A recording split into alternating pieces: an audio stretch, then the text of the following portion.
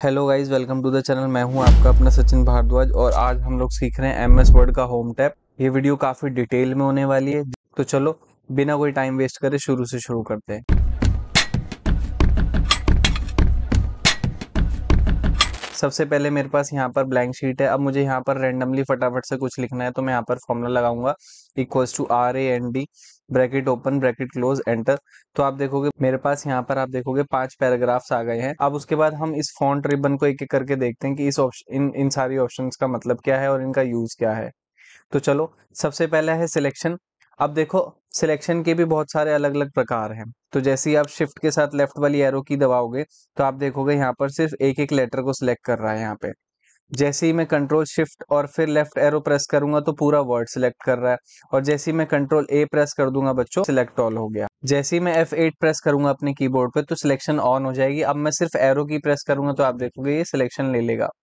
और मुझे ये सिलेक्शन अब हटानी है तो F9 प्रेस करके कोई भी एरो की प्रेस करोगे तो सिलेक्शन हट जाएगी। तो देखा आप लोगों ने कि हमने 4 शॉर्टकट की सीखी सिलेक्शन करने की। ठीक है, तो ऐसी ही डिटेल में ये वीडियो होने वाली है। तो अगर आपको एमएस वर्ड बिल्कुल भी नहीं आता तो मैं ये गारंटी देता हूँ कि आप यहाँ से जीरो से हीरो बनकर निकलोगे, आप अगर ये सीरीज फॉलो करते हो तो सबसे पहले मैं फिर से सिलेक्ट कर लेता हूँ। यहाँ पर है फॉन्ट। फॉन्ट का मतलब होता है कि ये जो मैंने लिखा हुआ है इसको किस राइटिंग में आप देखना चाहते हो। तो आप देखोगे यहाँ बहुत सारी अलग अलग राइटिंग है, तो इसमें से कोई भी जो आपको पसंद हो वो सिलेक्ट कर लो। मान लो मुझे ये पसंद है। फिर उसके बाद है फॉन्ट साइज। फॉन्ट साइज का मतलब है यहाँ पर जाऊंगा मैं, जितना बड़ा साइज चाहिए उतना बड़ा साइज ले सकता हूँ मैं। अब इसकी शॉर्टकट की क्या है, कंट्रोल A से सिलेक्शन लो, control shift greater than press करोगे तो फॉन्ट साइज इंक्रीज होगा और लेस देन प्रेस करोगे तो फॉन्ट साइज डिक्रीज होगा। समझ आ गया आपको। फिर उसके बाद आते हैं ये भी फॉन्ट साइज के लिए, देखो नाम क्या है इसका, इंक्रीज फॉन्ट साइज। अभी जो शॉर्टकट की बताई मैंने इसी की थी वो। ऐसे ही यहाँ पर फॉन्ट साइज डिक्रीज होता है। अब इन तीनों का काम तो एक ही, बस यहाँ पर न्यूमेरिक फॉर्म में जैसे मैं एक साथ यहाँ पर 100 लिखूंगा तो एक साथ 100 हो जाएगा मेरा फॉन्ट साइज। ठीक है ना। 12 लिखूंगा तो 12 हो जाएगा, मतलब तुरंत हो जाएगा। यहाँ हमें एक एक बार प्रेस करना पड़ेगा। समझ आ गया ना। अब इस ऑप्शन को बोलते हैं चेंज केस। जैसे ही मैं क्लिक करूंगा आप देखोगे यहाँ पर 4-5 ऑप्शन गिवन है। तो सबसे पहले जैसे ही मैं अपर केस में करूंगा देखो सारे वर्ड्स कैपिटल हो जाएंगे। फिर उसके बाद जैसे ही मैं लोअर केस में करूंगा सारे वर्ड्स और लेटर सारे छोटे हो जाएंगे। जैसे ही मैं कैपिटल ईच वर्ड करूंगा तो आप यहाँ पर देखोगे सभी वर्ड्स के फर्स्ट लेटर देखो आप, जैसे कि यहाँ पर V, P, A, तो ये सारे बड़े हो गए। ऐसे ही और बाकी की ऑप्शन में टॉगल केस करूंगा तो पहला वर्ड छोटा बाकी वर्ड पीछे के बड़े हो गए। और सेंटेंस केस जिसमें हम लिखते हैं पहला वर्ड बड़ा बाकी सारे पीछे के छोटे और फुल स्टॉप के बाद वाला वर्ड बड़ा। समझ आ गया ना आप लोगों को। अब उसके बाद जितना भी हमने तामझाम किया, मान लो यहाँ बड़ा कर दिया मैंने, यहाँ फॉन्ट साइज चेंज कर दिया।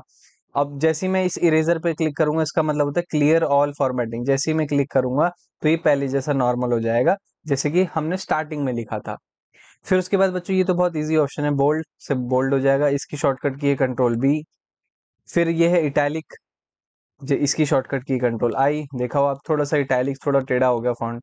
फिर कंट्रोल U, U से अंडरलाइन आती है। अब एमएस वर्ड के अंदर हमारे पास अंडरलाइन में भी बहुत सारी ऑप्शन है। पहले मैं फॉन्ट थोड़ा सा बड़ा कर लेता हूँ।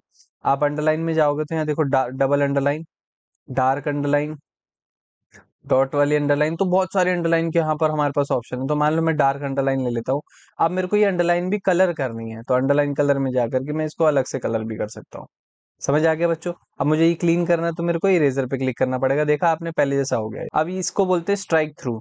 इसका मतलब होता है कि वर्ड्स के पास, वर्ड्स के सेंटर में से एक लाइन पास करता है। जैसे अंडरलाइन है ना, वो तो लाइन के नीचे आती है, ऐसी ये आती है वर्ड्स के सेंटर से।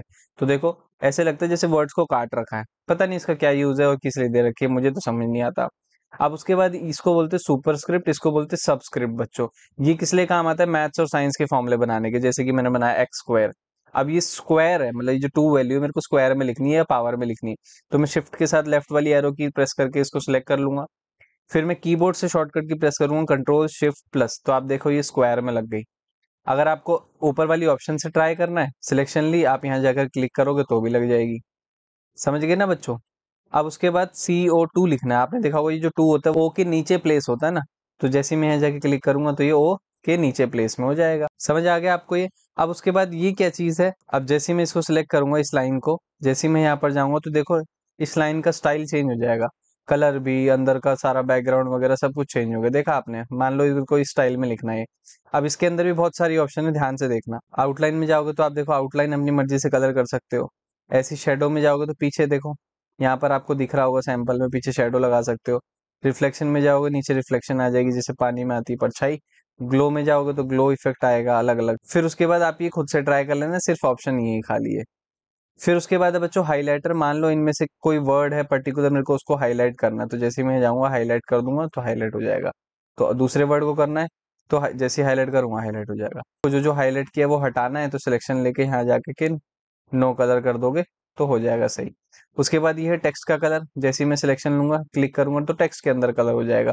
तो ये बात का ध्यान रखना, जहां पर भी ए लिखा होगा और नीचे कलर होगा तो ये फॉन्ट कलर होता है। इसका मतलब है कि जो हमने लिखा है टेक्स्ट उसका कलर यहाँ से चेंज हो सकता है। तो उम्मीद है आप लोगों को फॉन्ट रिबन समझ आ गया होगा। नेक्स्ट वीडियो में मैं पैराग्राफ रिबन को कवर करूंगा। इस वीडियो को मैं छोटा बनाना चाहता हूं ताकि आप लोगों का इंटरेस्ट बना रहे, तो पैराग्राफ रिबन को मैं नेक्स्ट वीडियो में कवर करूंगा। आगे आने वाली ये पूरी सीरीज एमएस वर्ड की होगी। अगर आप इस सीरीज की फर्स्ट वीडियो से लास्ट वीडियो तक देखोगे तो मैं अपनी गारंटी देता हूँ आपको बिल्कुल एडवांस एमएस वर्ड में सिखा दूंगा। तो चलो, अगर आपको इस वीडियो से कोई वैल्यू मिली हो और कुछ सीखने को मिला हो तो इस वीडियो को लाइक करो और चैनल को सब्सक्राइब करो और भेज दो उन दोस्तों तक जिनको एमएस वर्ड या बेसिक कंप्यूटर सीखना है। तो चलो दोस्तों, मिलते हैं एक ब्रेक के बाद। Bye bye and take care.